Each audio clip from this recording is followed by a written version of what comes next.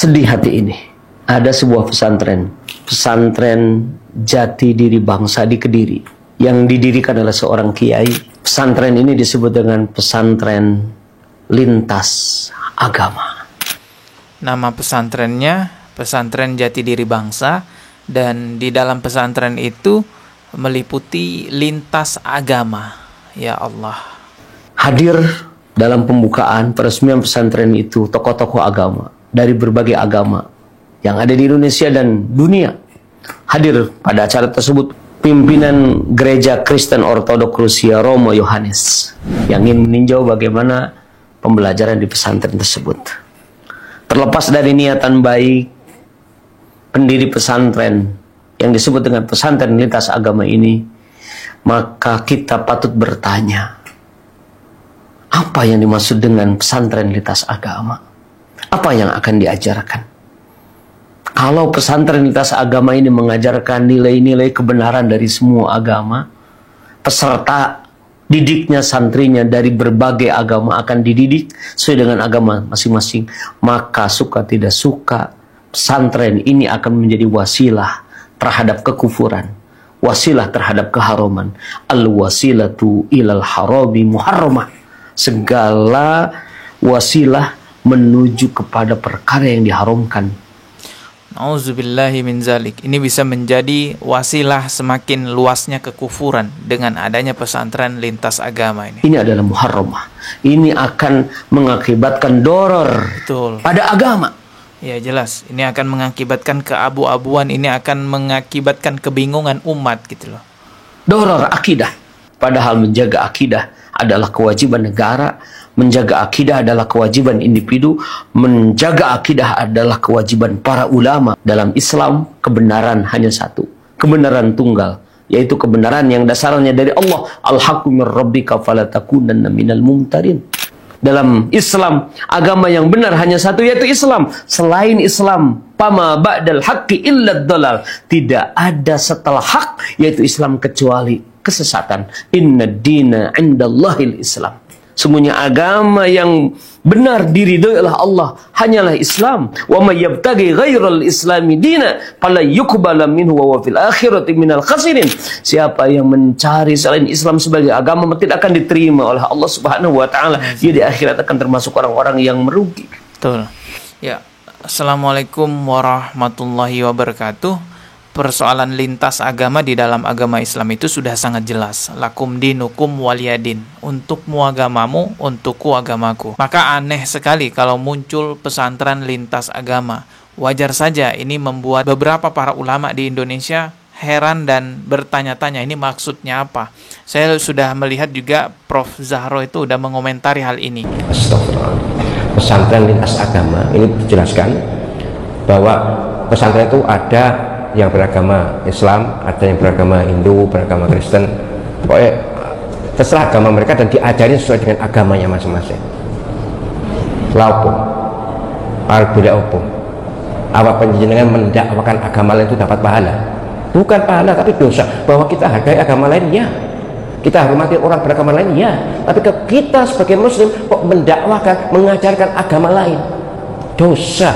Ini kiainya atau tidak layak disebut kiai. Pesantren lintas agama itu golek perkara. Ya, namanya pesantren ya sudah beragama Islam. Kalau yang agama lainnya silakan buat pesantren sendiri. Kalau alasannya supaya demi kerukunan, belgedes. Tidak bisa. Cobalah kiai ini ditanya, coba apa dapat pahala mereka mengajarkan, memfasilitasi pengajaran agama lain?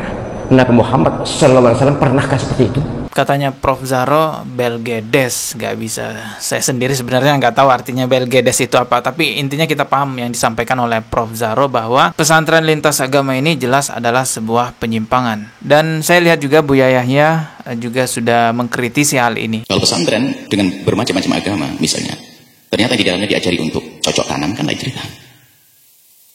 Tapi kalau yang diajarkan adalah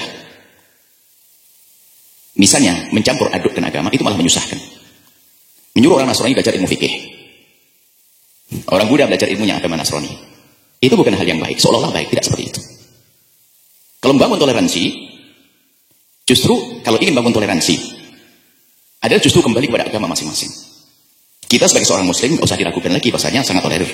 Semoga semakin banyak ulama yang mengkritisi hal ini, memperjelas bahwa ini adalah penyimpangan agar pemerintah kita sadar. Yang memberi izin itu siapa tuh ya dari pihak pemerintah kita. Semoga cepat sadar, segera mengambil tindakan, meninjau ulang apakah pantas ada pesantren lintas agama. Mau dikonsep bagaimanapun juga, pesantren lintas agama ini bukan solusi toleransi. Perihal lintas agama dalam Islam, jelas untukmu agamamu, untukku agamaku. Dahulu Rasulullah itu juga dirayu-rayu oleh orang kafir untuk bergabung di agama mereka, berkolaborasi di agama mereka. Baik sekali ajakannya, hingga akhirnya turunlah surah Al-Kafirun yang memperjelas semua bahwa agama Islam tidak bisa digabung dengan agama yang lain. Untukmu agamamu, untukku agamaku. Dan setiap agama punya standar kebenarannya masing-masing. Bisa saja di agama lain dianggap benar, tapi di agama Islam dianggap salah. Contohnya di agama lain diperbolehkan makan babi, dianggap benar makan babi, tapi di agama Islam tidak boleh makan babi. Contoh lainnya lagi, di agama Hindu makan sapi itu dianggap terlarang, hal yang tidak baik. Tapi di dalam agama Islam, makan sapi dengan disembelih secara halal itu adalah hal yang baik. Bahkan setiap tahun kita ada yang namanya ibadah kurban. Salah satu binatang kurbannya itu sapi. Makanya nggak bisa mengatakan bahwa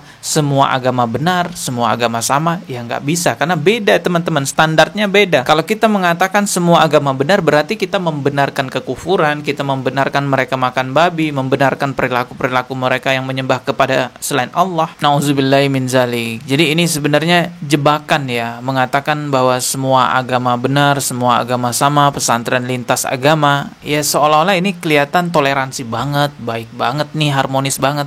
Ternyata ini adalah sebuah jebakan akidah bagi saya. Karena orang nggak sadar, dikiranya bertoleransi padahal dia sedang masuk ke dalam kekufuran juga. Oh iya, tapi ada yang komentar begini nih, coba saya bacain ya komentarnya. Nah ini dia komentarnya. Pesantren jati diri bangsa bukan pesantren keagamaan, tetapi pesantren kebangsaan. Tolong dipahami dulu. Jadi pesantren jati diri bangsa itu bukan pesantren keagamaan. Lah kalau namanya pesantren itu berarti seputar agama. Kalau misalnya mau mendirikan lembaga pendidikan yang tidak ada kaitannya dengan agama dan akidah, ya sudah jangan pakai nama pesantren. Pakai nama rumah belajar kek, pakai nama lembaga pendidikan bangsa, persatuan negara. Nggak ada masalah. Nah ini pakai nama pesantren. Makanya bikin gempar para ulama. Banyak yang mengkritisi. Coba lihat definisi pesantren itu apaan. Pesantren itu kan lembaga pendidikan agama Islam. Ini kalau memang benar sudah ada izinnya dan sudah beroperasi, menurut saya yang ngasih izin juga tuh aneh sih, kok bisa kayak gini dikasih izin. Kita ketemu lagi di video berikutnya. Subscribe dan juga loncengnya ditekan sebagai notifikasi. Jaga akidah, jangan sampai meninggal dalam keadaan membawa kekufuran. Wassalamualaikum warahmatullahi wabarakatuh.